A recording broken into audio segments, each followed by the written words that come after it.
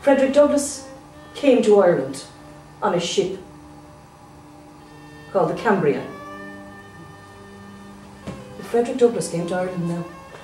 Merchant Sea Captain Charles Judkins at your service. Served 10 years on the Boston-Cork-Liverpool line, commanding the paddle steamer Cambria. White horses visible out beyond the shelter of the Boston Docks breakwater. Seagulls squawk. Whistle spin clack. Cunard! Passengers in back. Cargo load. Black. The fellow's black. Ticket, please.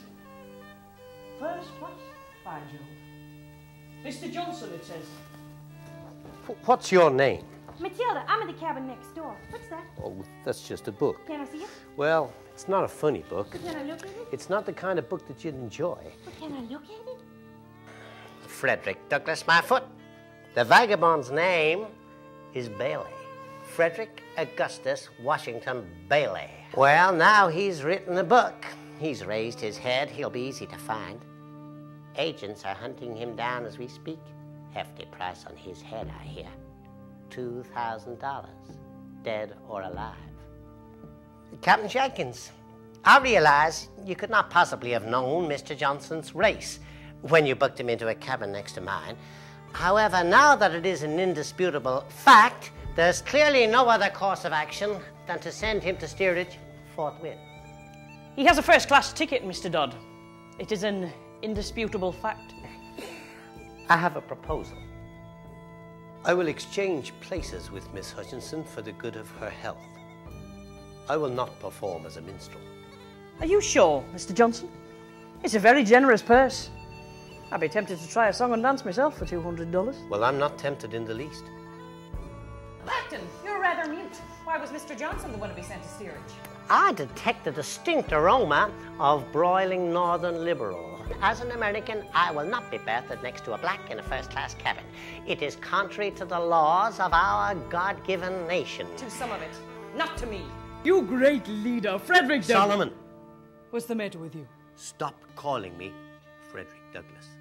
What's wrong, Freddie? It's your name, isn't it? On this ship, my name is Mr. Johnson. It's a necessary lie. I'm a fugitive, Solomon.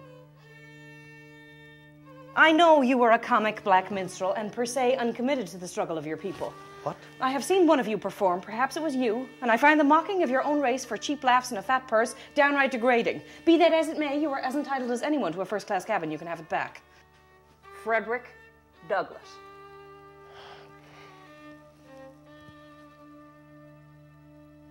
I thank you for your information. And I am informing you officially that the passenger calling himself Mr. Johnson and posing as a minstrel, also calling himself Frederick Douglass, is in fact Frederick Augustus Washington Bailey, the escaped slave of Mr. Hugh Walls, the shipbuilder of Baltimore, Maryland. You have told lies about good, upstanding people who have given a life of worth and some prosperity to your heathen race that would otherwise have been savages in Africa. Box that Miss Hutchinson is holding. Will you open it, please? Certainly, Mr. Douglass. Take out the first item, please.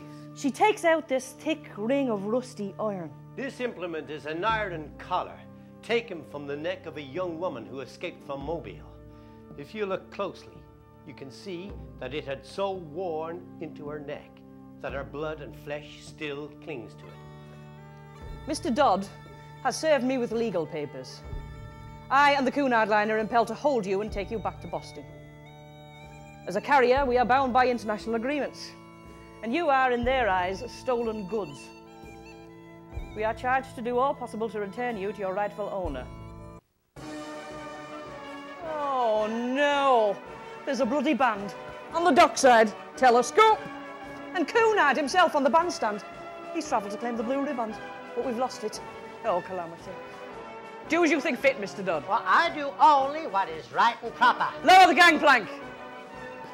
I walk down the gangplank, puzzled by all the noise. Then I hear the chant of the crowd. Douglass! Frederick Douglass! Hey, Douglass! Frederick Douglass! Solomon! May you never have reason to deny your name again.